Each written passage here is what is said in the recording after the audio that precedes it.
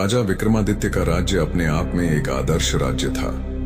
उनके शासनकाल को स्वर्ण युग कहा जाता था। प्रजा की खुशी और समृद्धि की कहानियां दूर दूर तक प्रसिद्ध थीं। नगर के हर कोने में रौनक थी, व्यापार फल फूल रहा था और हर व्यक्ति अपने जीवन से संतुष्ट था। राजा स्वयं धर्म और न्याय के पालन करता थे। उन्होंने न केवल अपनी सेना को शक्तिशाली बनाया था, बल्कि प्रजा के हित में कई योजनाएं भी चलाई थीं। लेकिन जैसा कि हर सुनहरे युग के साथ होता है, इस शांति और समृद्धि पर संकट के बादल मंडराने लगे। यह संकट एक ऐसी अजीब और रहस्यमयी घटना के रूप में प्रकट हुआ जिसने पूरे नगर को भय के साए में डाल दिया। नगर के बाहरी इलाके में बसे हुए किसान और चरवाहे अपनी दिनचर्या में व्यस्त रहते थे। वहां का जीवन सरल और शांतिपूर्ण था।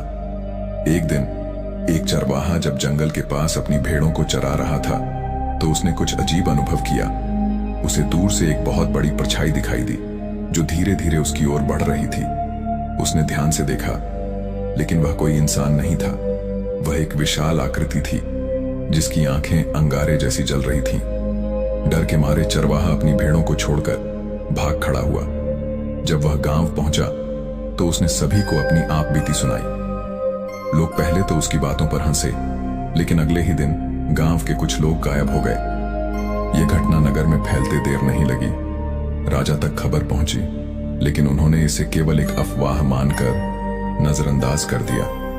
कुछ दिनों बाद नगर के बाजार में हलचल मच गई। लोगों ने दावा किया कि उन्होंने रात में अजीब आवाजें सुनी। यह आवाजें ऐसी थीं मानो कोई बहुत बड़ा जानवर दहाड़ रहा हो। गांव के और भी लोग गायब होने लगे जिनका कोई पता नहीं चला। राजा ने इस मामले की तहकीकात के लिए अपने खास सैनिकों को भेजा। सैनिकों ने जंगल में जाकर खोजबीन शुरू की, लेकिन उन्हें कुछ नहीं मिला। वे वापस आ गए और राजा को बताया कि यह सब एक अफवाह हो सकती है। लेकिन इसके बाद घटनाएं और बढ़ने लगीं। कुछ हफ्तों बाद एक अजीब और भयावह घटना ने नगरवासियों को झकझोर कर रख दिया। एक किसान परिवार रात में अपने खेतों में काम कर रहा था। तभी अचानक एक जोरदार गर्जना हुई। किसान ने देखा कि एक विशाल आकृति उसकी ओर बढ़ रही है। वह आकृति इतनी बड़ी थी कि उसने खेतों को रौंद दिया। किसान और उसका परिवार डर के मारे भागने की कोशिश करने लगा, लेकिन वह आकृति इतनी तेज थी कि उसने उन्हें अपनी चपेट में ले लिया। सुबह होने पर लोगों ने देखा कि खेत पूरी तरह बर्बाद हो चुके थे और किसान का परिवार गायब था। यह खबर आग की तरह फैल गई। अब यह साफ हो गया था कि नगर पर कोई अनजान शक्ति मंडरा रही थी। जब यह खबर राजा विक्रमादित्य तक पहुंची तो वे चिंतित हो उठे। उन्होंने तुरंत एक आपातकालीन सभा बुलाई। सभा में मंत्री, योद्धा और नगर के प्रमुख लोग शामिल हुए। प्रजा में भय का माहौल था और लोग अपने घरों से बाहर निकलने में डरने लगे थे। राजा ने सभा में अपने मंत्रियों से सलाह मांगी। कुछ मंत्रियों का मानना था कि यह किसी शत्रु की चाल हो सकती है, वहीं कुछ ने इसे दैवीय प्रकोप बताया। लेकिन राजा विक्रमादित्य ने फैसला किया कि पहले इस घटना के पीछे की सच्चाई का पता लगाया जाएगा। राजा ने अपने गुप्तचरों को नगर के चारों ओर भेजा। उन्हें जंगल और गांवों में जाकर छानबीन करने का आदेश दिया गया। गुप्तचरों ने अपनी खोजबीन शुरू की।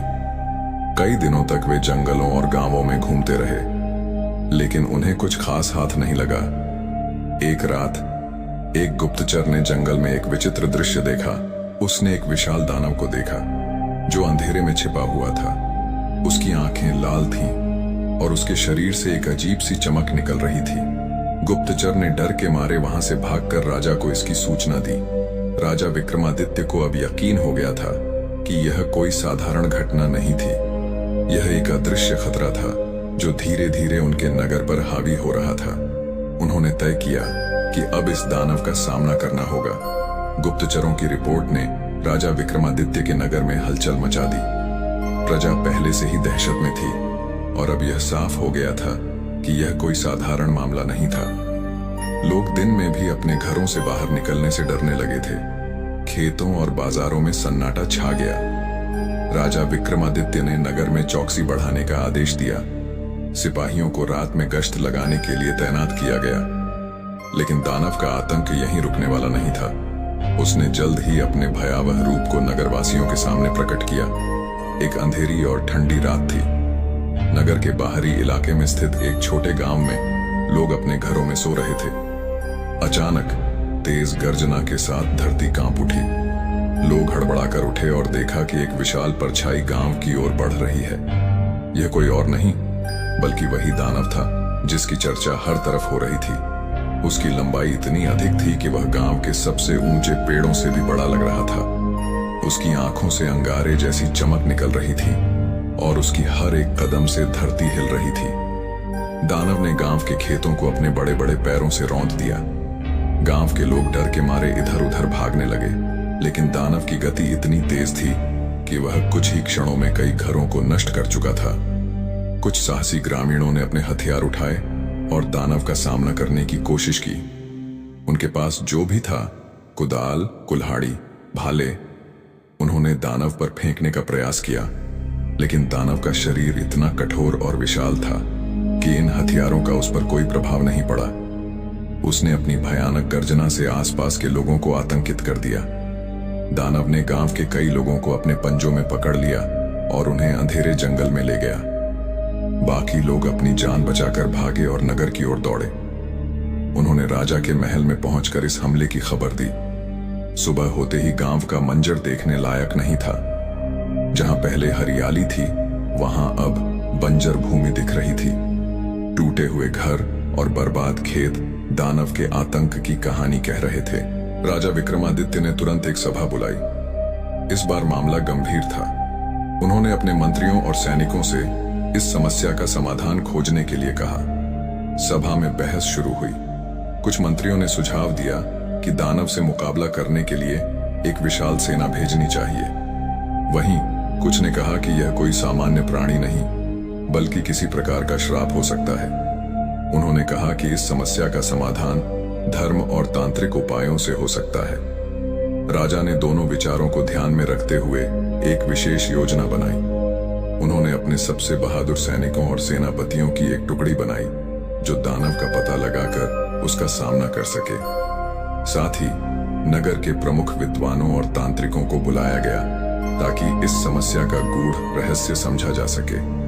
सैनिकों को आदेश दिया गया कि वे दानव का पीछा करें, उसकी गतिविधियों पर नजर रखें और अगर संभव हो तो उसे परास्त करें। विशेष सैन्य टुकड़ी ने दानव की तलाश शुरू की। उन्होंने जंगलों, पहाड़ों और गांवों में खोजबीन की। इसी दौरान उन्हें कुछ ग्रामीण मिले जिन्होंने दानव के बारे में और जानकारी दी। ग्रामीणों ने बताया कि दानव किसी भी सामान्य हथियार से नहीं मरता। उसके शरीर पर किसी भी प्रकार का वार असर नहीं करता।